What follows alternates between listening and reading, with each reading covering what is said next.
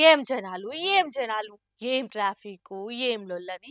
షిల్కూరు route మొత్తం బండ్లు, కార్లతోని కిలోమీటర్ల దూరం జామైనాయి. గుడి కాడ లక్షల మంది భక్తులతోని గాలాడకుంటుంది మొత్తం.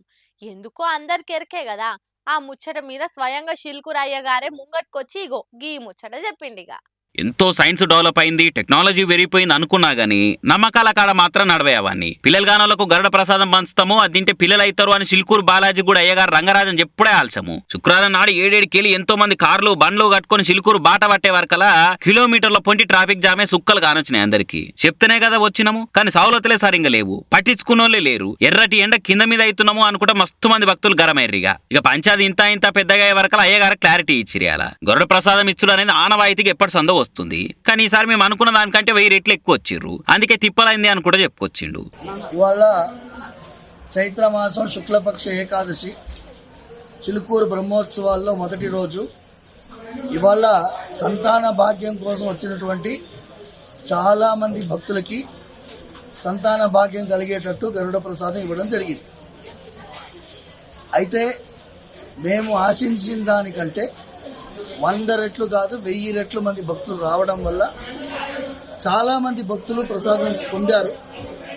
కానీ అదే రీతిలో చాలామంది భక్తులకి ప్రసాదం దొరకక అవస్థపడడం జరిగింది. ఇవాళ ప్రసాదం ఇవ్వడం ఇక ఆపేశాము. మళ్ళీ రేపు ఎల్లుండి అవతల ఎల్లుండి ప్రసాదం ఇచ్చే రీతి ఉంటుంది, కానీ ఈసారి ఇవ్వడం లేదు. ఇవాళతోటి అయిపోయింది ఈ బ్రహ్మోత్సవాల్లో గరుడ ప్రసాదం ఇవ్వడం. దయచేసి భక్తులందరూ గమనించాలి. Today is the last day that we have given Garuda Prasadam for this year. ఇక ఏమంట గంతమంది జనాలు వచ్చిర్రో అది చూసి కొందరేమో ఇంకా ఇసొంటి నమ్ముతున్నారా జనాలు. అయినా ప్రసాదాలకే పిల్లలైతే ఇక దేశం మీద గిన్ని దావకానలు మందులు ఇంతమంది డాక్టర్లు ఎందుకు అని కూడా పాయింట్లు మాట్లాడుతున్నారు. ఆ గుడి అయ్యగారు రంగరాజన్ కూడా పెద్ద పెద్ద చదువులు చదివిండు, అన్నిటి మీద లాజికులతో మాట్లాడతారు మంచిగా. అసొంటి ఆయనే గిట్లా చేస్తారా అని కామెంట్లు చేస్తున్నారు. ఇక ఇంకొందరేమో సరే ఎవరు నమ్మకమా అల్లది, పిల్లలు అవుతారు కదా అన్న ఆశతోని వస్తే వచ్చిరేమో తీరి, కానీ కాకుండా సౌలతులు చేస్తుంటే మంచిగా ఉండేది కదా అని అనుకుంటా మాట్లాడుతున్నారు. నుంచి ట్రాఫిక్ జామ్ అయితే ఇక్కడికి వచ్చే వరకు 7:30 అయింది. ఖమ్మం నుంచి మేము లోపలికి పోయే వరకు 8:30 అయింది. 8:30 నుంచి మా మిస్సెస్ లోపలికి వెళ్ళింది. మా మిస్సెస్ లోపలికి వెళ్ళిన తర్వాత 11:30, 12 వరకు లైన్లో ఉంది. లైన్లో చాలా తొక్కిసట జరిగింది. అసలు టెంపుల్లో ఎలాంటి సదుపాయాలు లేవు, ఏం పెట్టలేరు వాళ్ళు.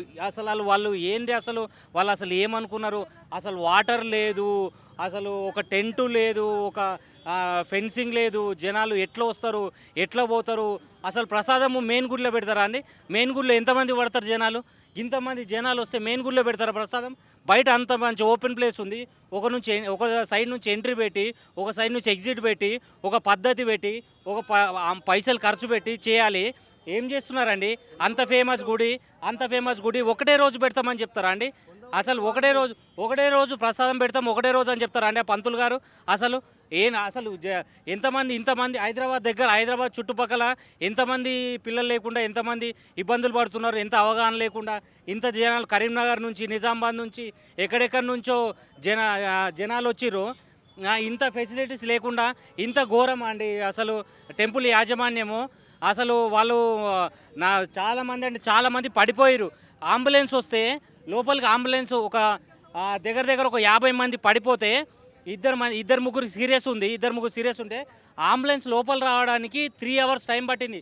మెయిన్ రోడ్ ఖమ్మం నుంచి 3 అవర్స్ టైం పట్టింది. ఎంత ఘోరం అండి. అసలు పోలీసులు లేరు, ఏం లేదు, ఒక ట్రాఫిక్ కానిస్టేబుల్ లేడు. Traffic constable half an hour 1 hour కిందట ట్రాఫిక్ కానిస్టేబుల్ వచ్చిండు. అసలు ఏమీ లేదండి. అసలు ఒక వన్ వే లేదు, ఒక పద్ధతి లేదు. అసలు ఎలాంటి చిన్నపిల్లలు వాటర్ లేవండి. ఎక్కడ కూడా వాటర్ లేదు, ఫుడ్ లేదు, ఏమి లేదు. కొందామన్నా కానీ ఇంకా టెంపుల్ దగ్గర ఒకరు కొందామంటే ఒక మామిడికాయ 50-60 రూపాయలు అమ్ముతున్నారండి. అసలు ఎంత అన్యాయం అండి, ఎంత అన్యాయము. ఇవాళ ఒక్కరోజే వాళ్ళు బిజినెస్ చేసుకుంటారా అండి? టెంపుల్ 365 డేస్ బిజినెస్ చేసుకునేటోళ్ళు ఇవాళ ఒక్కరోజు చిన్న మామిడికాయని 50 రూపాయలు అమ్ముతున్నారండి. ఎంత ఘోరం అండి. లేని వాళ్ళు వస్తారు, అసలు ఎక్కడెక్కడి నుంచో దూరం బస్సుల నుంచి బండ్ల మీద వస్తారు. ఎంత ఘోరం అండి. అసలు ఏంటంటే ఇంత పెద్ద ఎత్తున పెట్టినప్పుడు అసలు జనాలు ఖచ్చితంగా వస్తారు. ఎందుకంటే హైదరాబాద్కి దగ్గర ప్రాంతము, హైదరాబాద్కి దగ్గర ఉంటుంది. చాలామంది హోప్ పెట్టుకొని వస్తారు. కనీసం అన్న ఇక మీదట ఇలాంటి ఏదైనా పెట్టినప్పుడు ఒక పద్ధతి, ఒక ప్లానింగ్ ప్రకారం ఒక ఎంట్రీ అనేది, ఒక ఎగ్జిట్ అనేది, అసలు కార్లను అనేది, వెహికల్స్ అనేది లోపలికి అలో చేయొద్దు. అందరూ ప్రతి ఒక్కరు నడుచుకుంటూ పోతే పోయిన వాళ్ళు హాఫ్ అన్ అవర్లో నడుచుకుంటూ బయటకు వస్తారు. ఎలాంటి ఇది లేకుండా మొత్తం అక్కడ మొత్తం ట్రాఫిక్ జామ్ అయింది. కార్లు బండ్లు మొత్తం లోపలి పెట్టారండి. నెక్స్ట్ టైం అయినా కానీ మంచి పని చేసేటప్పుడు కొంచెం ప్లానింగ్ పెట్టుకొని, కొంచెం ఒక వే ఆఫ్ అది పెట్టుకొని చేయండి.